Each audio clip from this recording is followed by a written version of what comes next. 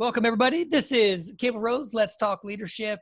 We are back today, another episode of Art Through the Apocalypse. We have another guest. Every day is a special guest. So today we have Jen Rose coming out of the Dallas metro area. So I'd like to introduce Jen and just kind of have her, again, there's no edit, no scripts. It's just kind of whatever. But Jen, just kind of give an introduction and tell us who you are. Hey, thanks for having me on. Yeah, I am Jen Rose. I'm a ceramic artist who works in a lot of different ways, but I make thousands of things. So I might make, anywhere from a few hundred of something to a few thousand. And I started working in porcelain a while back. I love porcelain because it's so white. It is kind of a problematic clay. It's like a teenager, like it likes to crack on you and it doesn't like to do what it's told. So the way I started working with this is I started working in ways that I didn't have to add anything. There's no joints and no joining things together. So that kind of started out just with some big installations. So for example, I made 1,000 octopus tentacles that stuck in the wall like push pins. And that came about after my father passed away, and I really wanted to work through the grieving process. And so I locked myself in my studio and I just made 1,000 octopus tentacles, and it took 1 year. And by the time I came out of that, I had a whole new body of work, and I kind of had a handle on my mental health. So that's kind of what got me into doing multiples. So say more about that. We're in a unique time frame right now. This is quarantine and a pandemic, and I use the word apocalypse loosely. I'm trying to find a creative way to bring the arts into something. But you talked about your mental health, and what are you doing during this time? You've been home for what, 90 days now? And so what's that look like in your studio or in your world? What are you doing with the arts to get through it? Well, I started another multiples project. Okay. I know that's crazy, but yes, that's what I did. So I've made like 3,000 of these little things. Okay. And so I have a master plan. I like to do things that are beautiful, but also beneficial, have some sort of purpose. So these are actually, I call these bee cups, and they go directly in the ground. They're made out of porcelain, so they never fade. They're super durable. They go in the ground and collect a little bit of rain or sprinkler water. And then the bees who are pollinating our plants need to drink a little bit of water. And so there's just a few drops in there for the bees. So let me do this, Jen. You've got that right there physically in front of you. I'm going to do something here on my end and showcase kind of what you're talking about. So let's see if this pulls up. Now I'm going to get out of the way, but go ahead and speak to what you were just saying there. Yeah, so this is a great example. This is a carpenter bee. It's not a honeybee, but it needed a drink. It was out flying around, and so there's just a little bit of water in there that they're coming and taking, and that helps them go on and continue with their daily job. Okay. Right? And so like you said, this is a singular, this picture here is singular, but you said you like to work in multiples. So let me back up. And again, you can speak to this one here. Yeah. So I get really fascinated when I see groups of things together. And so I like to cluster all of these together, and I intentionally work in these color variations into each color. So the blue might have a dark blue, and then some are lighter blue. And when you put all those together, it creates kind of an ombre effect where you have that color gradient going from dark to light. And yeah, and I also like the picture that's above that where they're just clustered and they're so joyful to see them all kind of at once all together. So I wish I could get out of the way of this one. Let me do it. I'm going to get out of the way, just show it. This is an actual garden probably out front of your home, I'm imagining. Uh-huh. You've got another project. The poppies are there too. We'll get into those, but another multiple project you did, your flower bed and the actual bee cups that are sitting there. Right. And these guys have been out in my yard. It's a thing I've been, I did most of the making since the quarantine happened, but it's a process I've been experimenting with for about 18 months now. So I did a lot of research. So like I would research things like how long is a honeybee tongue, right? If you're curious, it's 1/4 of an inch. And Okay. that, so then I make these so that they're able to drink in them. But also, I was like, do honeybees have toes? And they do. So I made little ridges so that they can climb back out of the bee cup, right? Okay, so this is fascinating to me, Jen. So don't get me wrong, and I've admitted on this show already, I have no artistic abilities. I can't draw a stick figure. I can't sing. I don't play music. I'm a communicator, so I engage with people. That's my art form. But there's not just a simple roll this up and go throw it and fire it and color it. You actually done the homework of this. Of course. I wanted to make something that was really beneficial, and I didn't want to make tiny death traps for honeybees. So I just really researched, what do they need? They need water, and then they need not to drown. Yep. So, trying to evolve the design into something that's useful.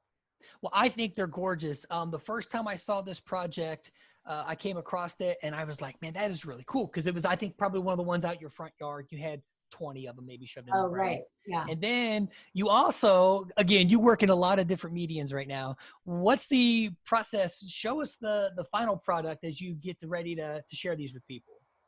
Okay, so this came about because I also do stuff with it's a glow forge, which is an amazing machine if you haven't seen the ads for it, but it's a laser cutter. And so this is made out of 1/4 inch Baltic birch wood. And it just has my logo on it. And it has, some holes so that the bee cups go Look at in the that. holes. And this is a way to ship these easily so that they don't break. The porcelain's pretty durable, but these little tips can bump into each other or rattle around. So this keeps it nice and stable.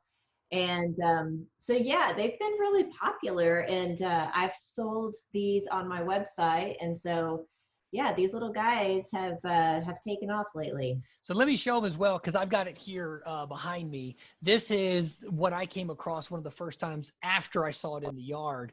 And I thought, man, what a creative way, because I know that you work in multiple areas. So you took the wood background, you took the porcelain or the porcelain background, and you made this to appeal to a large audience. It's not just going to be your gardeners. It's not just going to be your artist as well. It's going to be a large variety of people, because these things are absolutely gorgeous. And I love the fact that here we are. This is, and I say the word apocalypse. And again, I apologize. I'm being loose with that one. But here we are at the end of times, and you're literally keeping us alive by saving the bees. I mean, think about it. Saving the bees in a beautiful way that's not just send me $5 for beekeeping or whatever that looks like. And beekeepers out there, I promote them too. I don't mean that in a derogatory way, but it's just beautiful how you came about that to see what you wanted as a final product. And that's your quarantine time has Right. been that. Well, thanks. Yeah, it's been a really fun process to walk through and kind of explore everything about it and see people's reaction to it. And it's been really positive. Not even positive. It's just been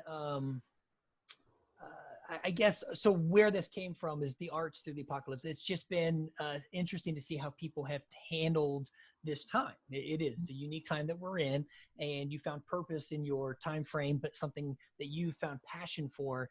And so, as I start to talk to my guests, we found that they are literally just pausing. So I heard a phrase. It's called the Great Pause, and everybody's stepping back and able to pour back into some of their passions. And I've got a painter that's coming on. I've got a photographer that was on yesterday, that they've had more time to not hustle, but more time to then just stop and put into what they're really passionate about. It's a beautiful thing.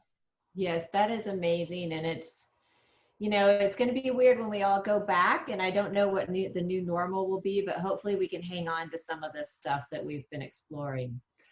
So I've been reading a lot of articles, and Jen, you and I have a history of me and my education of how I take in information. but I saw that the new normal isn't going to be the new normal because it's just not going to be what we thought it was. We don't know what it's going to be, but there's a lot of things like even like work from home and a lot of processes that can allow people to have more time to still produce, I'll call it a body of work, whether it's an IT guy or whether it's whatever, but also to have, somebody said it really great yesterday, to not have a side hustle, but to just have a hobby. Yeah.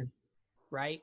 And so I want to whittle wood. I don't know if you've ever known this. I want to lathe and I want to actually get into woodworking. And it's something I've always wanted. And in my Amazon cart, I have a lathe and some tools that I'm going to start looking at. How do I get into this? Because I have not just the time, but I have the what's the word I'm looking for, Jen?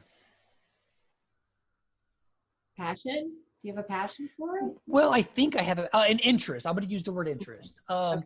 But I've always wanted it. I'll sit and watch dudes on the internet just lathe stuff, and it's mesmerizing, right? Yeah. So I want to start to have that ability to show my interest and just do it, but not do it where I want to, put them out and do that. I just want to do it because I want to do it. I think it's just a beautiful thing. So art has never been my world, and I'm trying to not only embrace it because I see it now everywhere, whether it's a cosplayer, a DJ. I got a DJ on talks about music. Did I tell you I'm going to get the last blockbuster on earth to speak about movies? Ooh, really? Yeah. So Bend, Oregon is the last blockbuster on earth, and I'm going to have them on the show, and they're going to give movie recommendations and talk about how movies have helped people through this time as well. That's amazing. So I just see art now. I see art now everywhere. And so as soon as I started this, you were on my list as well. I was like, I got to talk to Jen because I know, one, your background, some of your art sitting in my kitchen right now. We have some of your stuff on the counter in there right now. It's just something I really wanted to share. So do honestly take from me. I appreciate you being here. One, I've always had a passion for what you do. It's a beautiful world walking into you and Josh's house and seeing everything that's out there. It's just awesome. And so whether I drive up on the curb and I have no idea what's the next thing is, it's going to be in your yard. It's always fun for me, but I want to tell you, I appreciate you being here. And we were going to share your website. We're going to share your business site for your products. I know you work in lamps and you work in, you got all kinds of stuff going on. You're a very, very busy person, but the passion you have and the process you have just blows me away to see literally those thousands of them hanging behind you. Yeah. So. Well, thank you so much for having me on and letting me share a little bit about what I've been doing. It's, it's been a stressful time, but it's been really nice to kind of bury myself in the studio and just do some work. So I love it. And it's a beautiful process, and it's a beautiful return on that investment. Like you said, everything else is maybe not in the highest of positivities, but when you are saving the world one bee at a time and one bee cup at a time, I think it's pretty awesome, Jen. All right. Well, thanks, Gabe. Yep. Thanks for coming. And everybody else on the show, I appreciate y'all being here this week. We will catch you guys on the flip flop.